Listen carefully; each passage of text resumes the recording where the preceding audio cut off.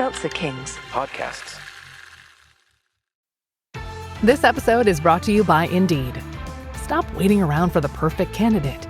Instead, use Indeed sponsored jobs to find the right people with the right skills fast. It's a simple way to make sure your listing is the first candidates see. According to Indeed data, sponsored jobs have 4 times more applicants than non-sponsored jobs. So go build your dream team today with Indeed. Get a $75 sponsored job credit at Indeed.com/podcast. Terms and conditions apply. Oh, what do you know, Gavin? You think Herman's Hermits was better than the Beatles? Ass. The following podcast contains... Now, I had heard that word at least 10 times a day from my own man. My father worked in profanity the way other artists might work in oils or clay. It was his true medium, a master. Explicit language.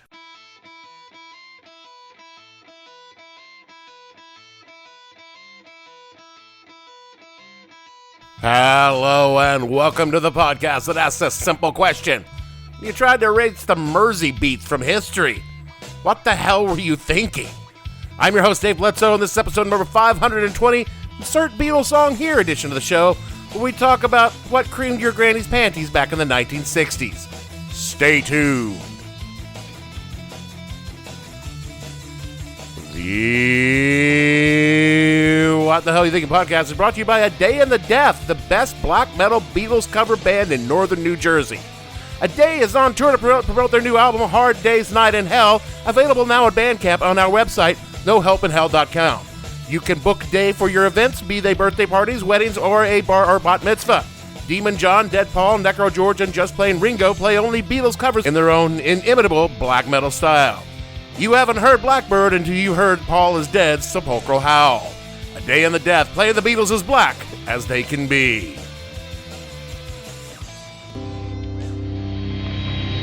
On February 7, 1964, Pan Am Yankee Clipper Flight 101 rolls into JFK Airport.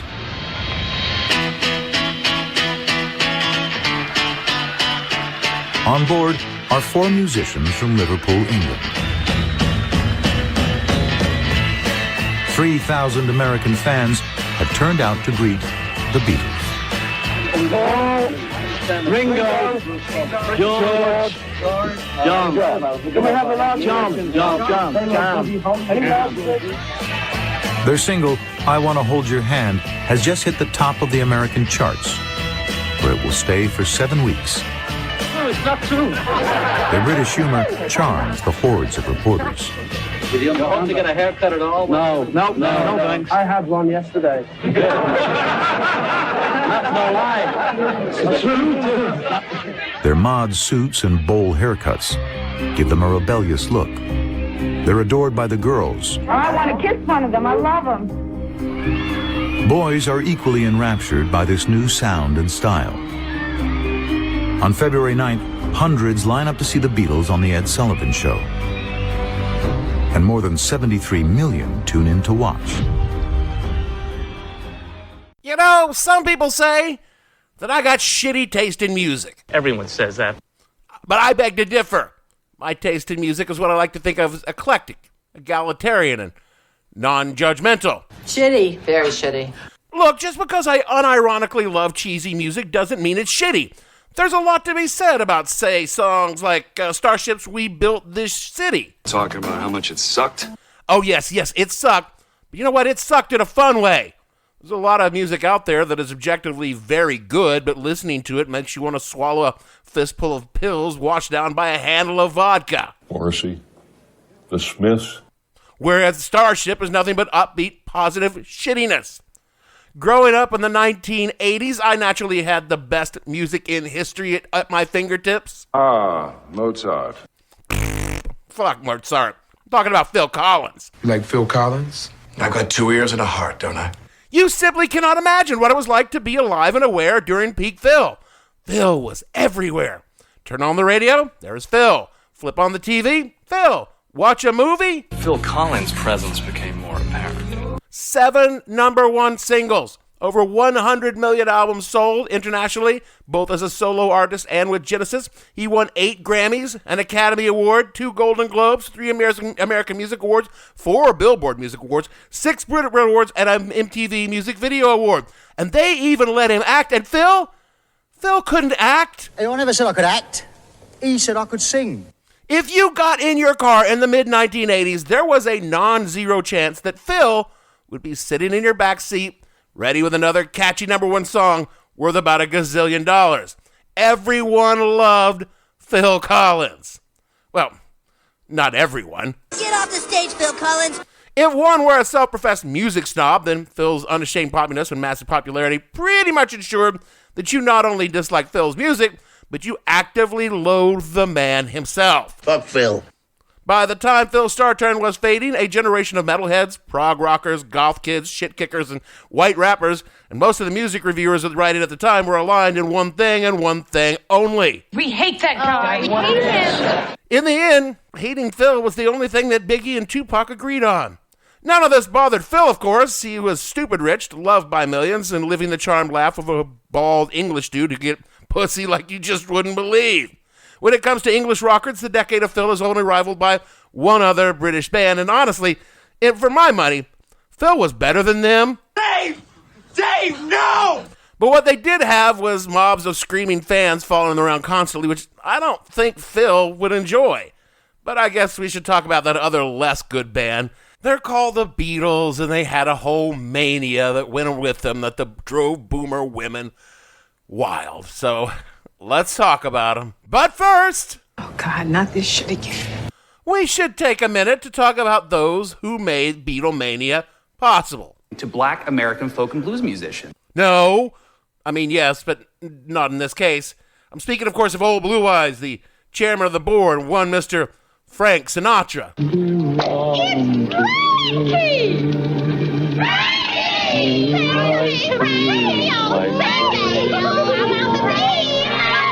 Right around the time that the Liverpudlians are being born, Sinatra was soaking panties in a way that had not been seen before in America, and it was causing a consternation in the parents of the silent generation ladies.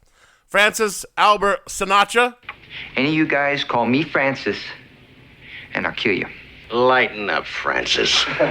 Born December 12, 1915 in Hoboken, New Jersey, began his music career in fronting a band in 1939 and rapidly rose to national prominence for his light baritone voice, his dreamy blue eyes, and his bad boy image, which in the 1940s meant that he was noticeably Italian. Singing with band leader Tommy Dorsey, he became a breakout star that threatened to overshadow Dorsey, which eventually caused a legal battle between them. By 1943, Sinatra was a solo act and constantly featured on the radio, in newsreels, and the covers of national magazines. He also gained hordes of screaming young women who would pack his shows to catch a glimpse of him and then swoon or scream, more scream than swoon really.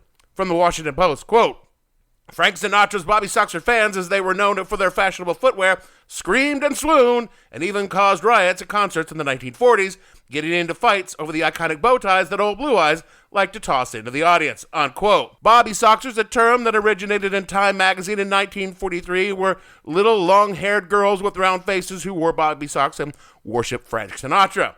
Bobby socks were, of course, the ankle-length white socks with a folded cuff that were paired with loafers or saddle shoes. For reasons that were entirely the creation of the media and misogyny, the girls were caricatured as screaming wild children who couldn't control their emotions and prone to wild flights of fantasy at the merest mention of their musical idols. Kind of like you. No, I'm not like that. And that one time, that wasn't even Phil Collins. It's just a tubby bald guy that kind of looked like him from the back. Back to Bobby-soxers. From the Guardian in 1945, quote, psychologists have written soberly about the hypnotic quality of his voice and the remarkable effect upon susceptible young women, unquote. All of which is just a way to say without saying that women are hysterical, you know? This is not to say the phenomenon of Sinatramania, as it was called during coining the term that would later be applied to the Beatles some 20 years later, wasn't real.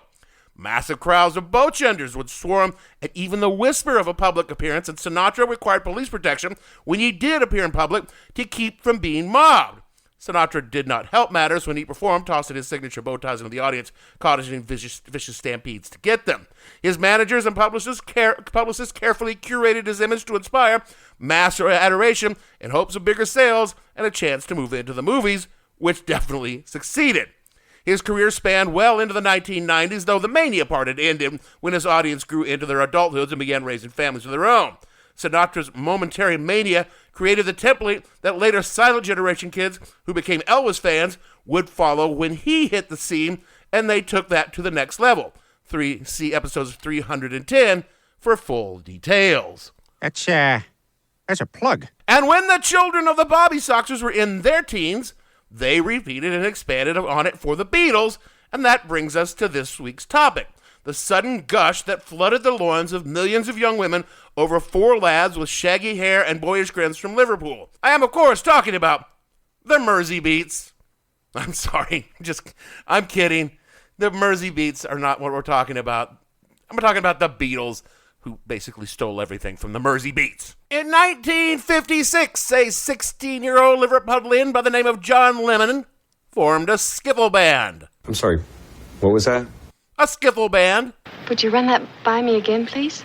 Oh, skiffle? Skiffle is a genre of folk music with influence from American folk music, blues, country, bluegrass, and jazz, generally performed with a mixture of manufactured, homemade, and/or improvised instruments.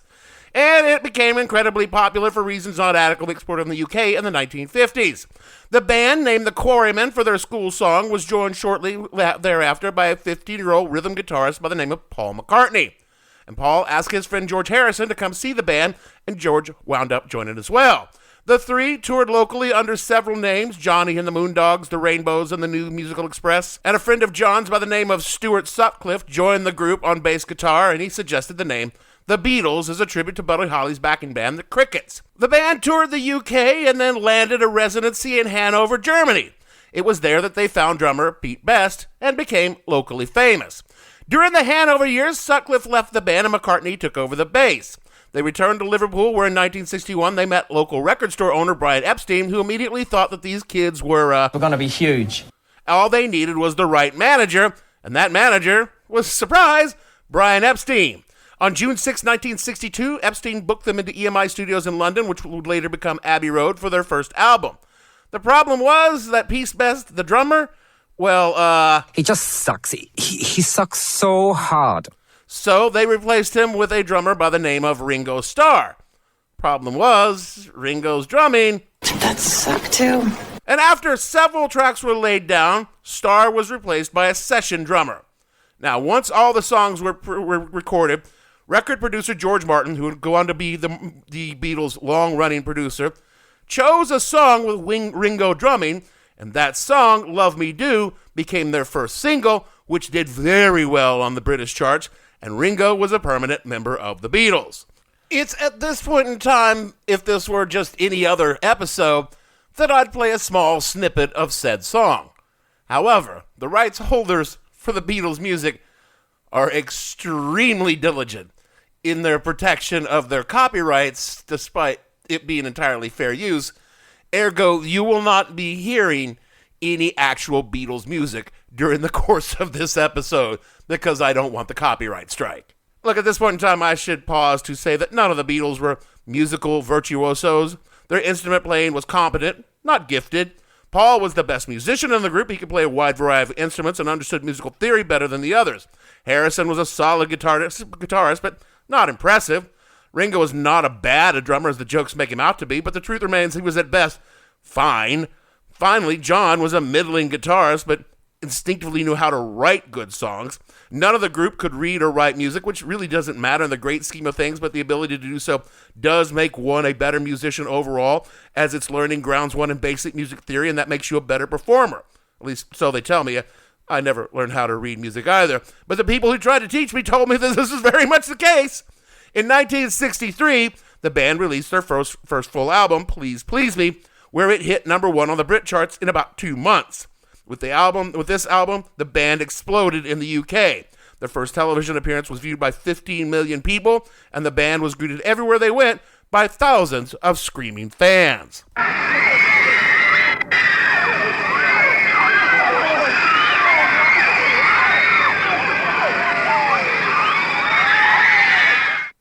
took the better part of the year for the Beatles to arrive in the United States. It began with a smattering of radio DJs spinning imported copies of I Want to Hold Your Hand, which shot to number 1 on the U.S. charts.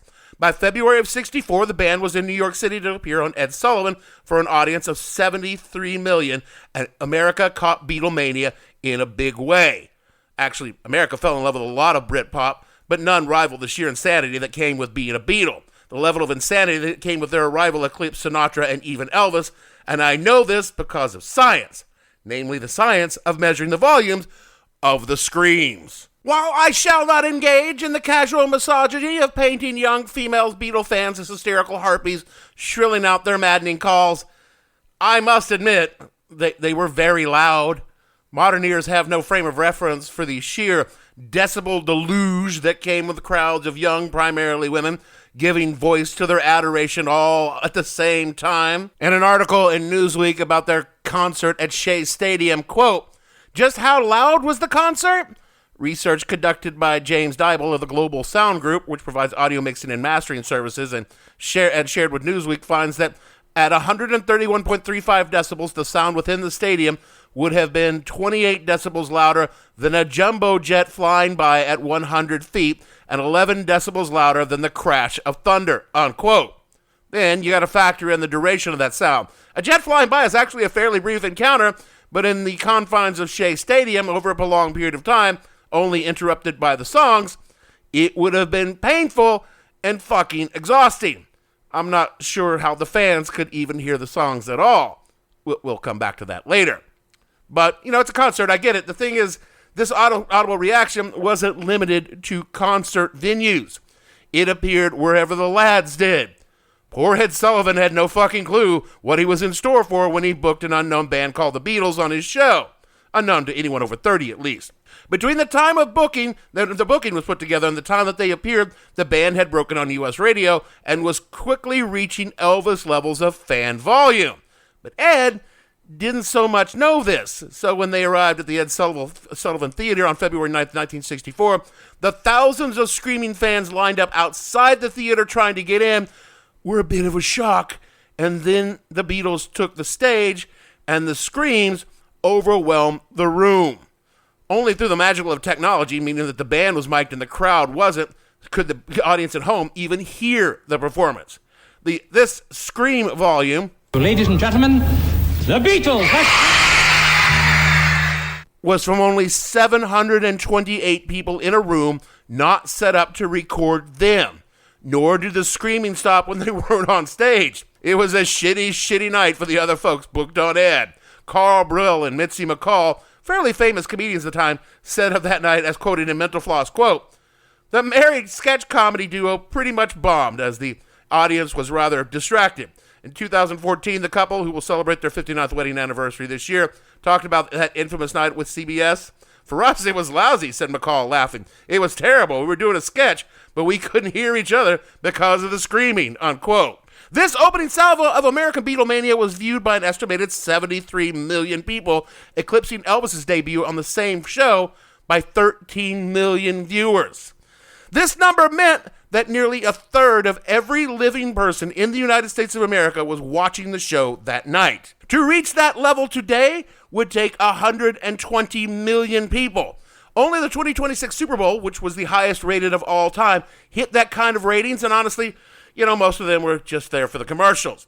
When Apollo 11 landed on the moon, only 125 million people were watching in America, and we were landing on the goddamn moon! Sure they did. Sorry, folks, I'm sorry. It just appeared Gavin is now a moon hoaxer. What's important to know is that this was the start of Beatlemania. It would only get bigger from this point forward. In the months and years to come, these dudes would become the dominant force in popular culture for most of the Western world. When John Lennon said that the Beatles were bigger than Jesus, he wasn't exaggerating all that much. I mean, how many number one records does Jesus have? Yeah, he may say he's the son of God, but bro needs a good manager and Quincy fucking Jones to produce an album, and then maybe he could have slipped into the top 40 countdown with Casey Kasem. But until then, I'm going to have to give it to the Beatles. After Ed Sullivan, the Beatles began a world tour in mid-1964. The scenes of mayhem and auditory excess followed them on tour. Wherever they were, thousands of screaming young women would appear surrounding their hotels and concert venues. You have to imagine what it was like for some dour-ass World War II veteran who's just trying to get to work, stumbling into a throng of young women in their teens and early 20s, all dressed nearly identically, clutching record albums and screaming at the top of their voice outside of a random hotel, while the cops and the hotel staff tried to keep them from breaking in to mob the band. What's all this, then? Yeah, these four boys with that shaggy hair and modern music, I ain't fought the Hun in the war.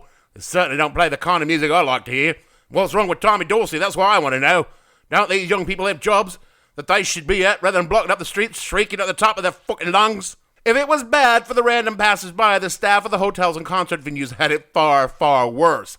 The fans would steal anything not nailed down from the hotels where the band stayed because, they wanted a souvenir.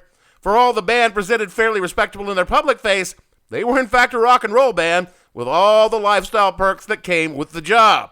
The band brought in their fans and held parties that ended fairly predictable in what we would probably call otherwise known as an orgy.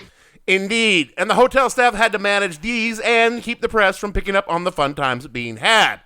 Just getting the band from the hotel to the concert venue entailed the kind of elaborate security usually associated with presidents. Because their schedule was public information, the band managers arranged their movements with security in mind. Multiple motorcades with decoy vehicles and even armored cars and helicopters. When they did do public events outside their ring of security, shit got weird real quick.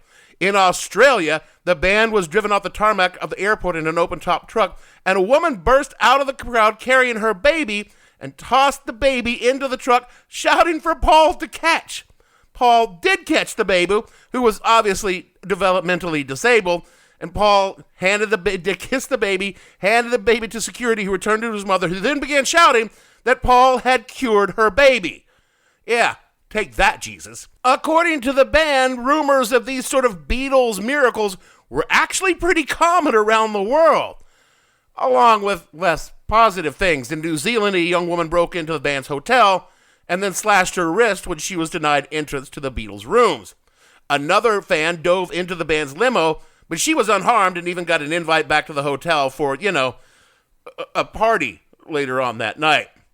Mob scenes outside hotels were so problematic for local officials that they would beg the band just to put in a brief appearance just to mollify the crowds and hope they would go home.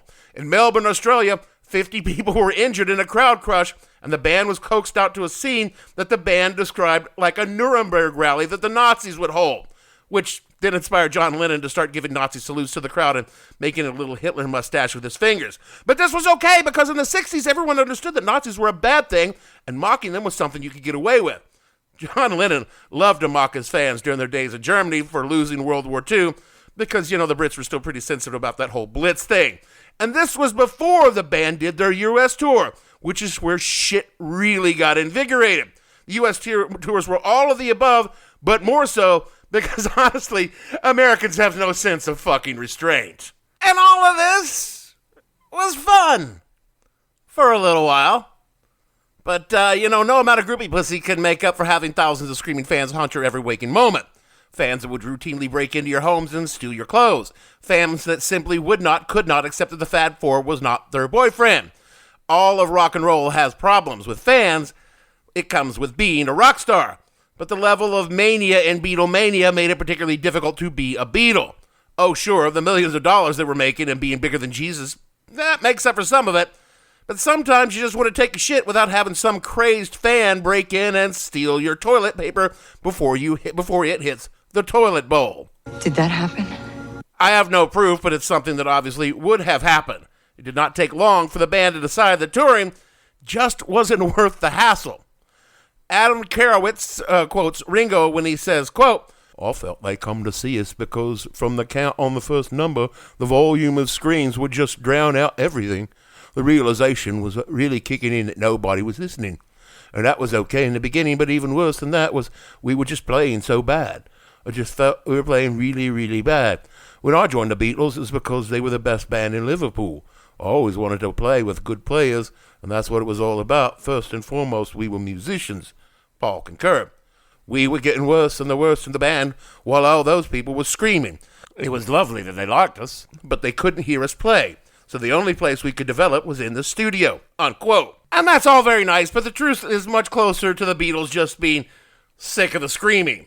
Because the band was insanely huge, they could only fit crowds in major stadiums like Shea, and the sound technology in the middle of the 60s was shit, and the crowd routinely drowned out the band. Frankly, the band didn't even need to play. They could have just come on stage and stood there while the crowd screamed their heads empty. The massive amount of security needed to keep them and the fans safe limited their freedom, and it's hard to get a fuck party going on with 100 cops in tow. And finally, was all the weird shit I've been talking about. You need to have a healthy ego to be a rock star in the first place, but having people credit you with curing their illnesses and handicapped kids was a bit much, even for John, who had the biggest ego in the lot. But they were slowly becoming actually good musicians, even Ringo. And as they developed serious chops, they preferred to work in the studio where their creative vision could be realized. And finally, most of all, they were so fucking rich, they didn't need to tour. So in 1966, they just stopped touring. After a grueling third North American tour, they just didn't go back out. And the last time the group would perform live would be on the roof of Apple Studios in London in 1969. Finally, and here's the thing, by 66, the Beatles were already in the process of splitting up. They were doing an ungodly amount of drugs, and John and Paul were fighting over songs, and George was all too happy just to go off and chill with his wife, and Ringo just wanted Mommy and Daddy to stop fighting. By the time they were in the studio for Abbey Road in 69, the band was over. Beatlemania had also faded after they stopped touring. The girls who formed the Screaming Horde got older, and the hippie era of the 60s was in full swing, which didn't really vibe with the kind of exuberance the early days of the Beatles inspired. The band was still massively popular, and their songs and albums were regularly hitting number one, but the frenzy of the early years was gone, much to everyone's relief. The frenzy that came with the Beatles was more or less the last music mania that would sweep America. Michael Jackson, I guess, was as close as we would see after Beatlemania, but it never reached the overwhelming pitch of his predecessors. The boy bands of the 90s could inspire enthusiastic vocalizations of their audience, but those audiences were smaller and younger than those of the Beatles. Backstreet and NSYNC could get them screaming, but the screaming was much higher pitched, and also the screamers had not reached puberty. Taylor Swift? Oh my God, Taylor Swift? Taylor Tay Swift. I am about to introduce you to Taylor Swift. Taylor has numbers, and her fandom is definitely vocal, but they also tend to stay in the digital domain, which may be as intrusive for Taylor, but not as deafening for the rest of us. So what was it about the Beatles that made them the last great mania? Well, first, there were the Beatles themselves. They understood the business they were in, and how their image had to be wild enough to attract their fans, but tame enough not to overly offend their parents. It sounds like they were created in a Madison Avenue pitch meeting, but it was all innate understanding by the band. Next, there was the music. Their early stuff wasn't innovative, though their later work would be. It was well-written and well-performed, and it had good hooks, and it was fun to sing along with, and most of all, under 3 minutes. In short, it was perfect for the nascent rock radio. Their management teams, Brian Epstein and their producer George Martin, were both geniuses in handling the band and their music. They intuitively understood how much slack in the leash was needed to keep the band productive for as long as they could. Once the band became mega famous, they held them together about as long as anyone possibly could have. Then there were the fans themselves. The concept of teenagers was only about 3 generations old when the Beatles came up. At the end of the First World War they created the modern concept of adolescence.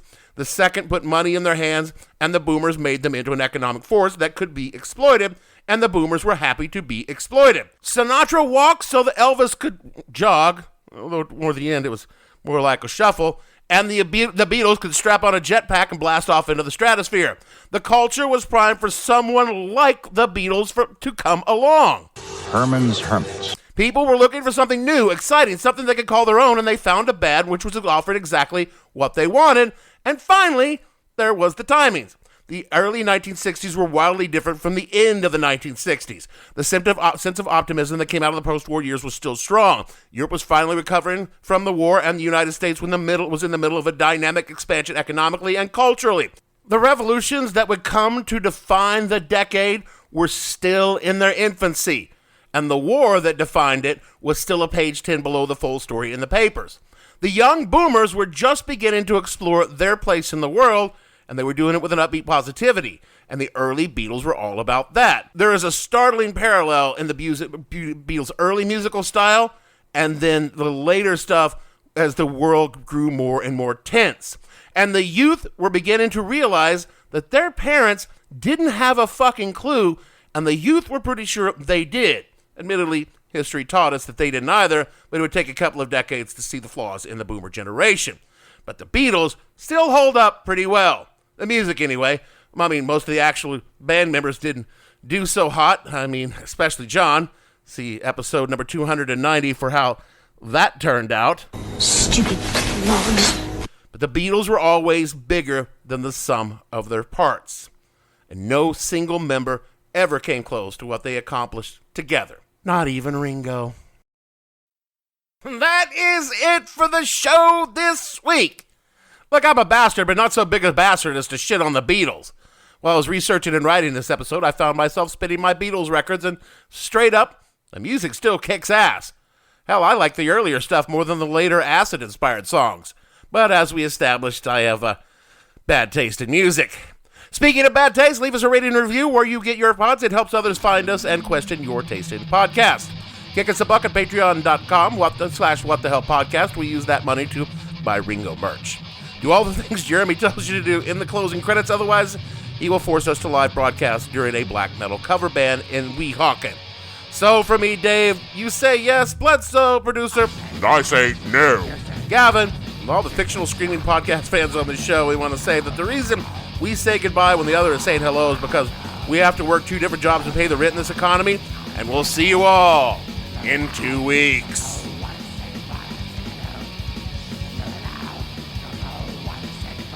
What the Hell Were You Thinking stars Dave Bledsoe and features Gavin St. James and several fictional minions. The show is produced by Kimberly Steele and a part of the Seltzer Kings podcast network. You can find more information on the show on their website, whatthehellpodcast.com, or on Facebook as What the Hell Podcast. Thanks for listening. I have no ending for this, so I take a small bow. Shit, the Beatles were so high, they let Ringo sing a couple of tunes.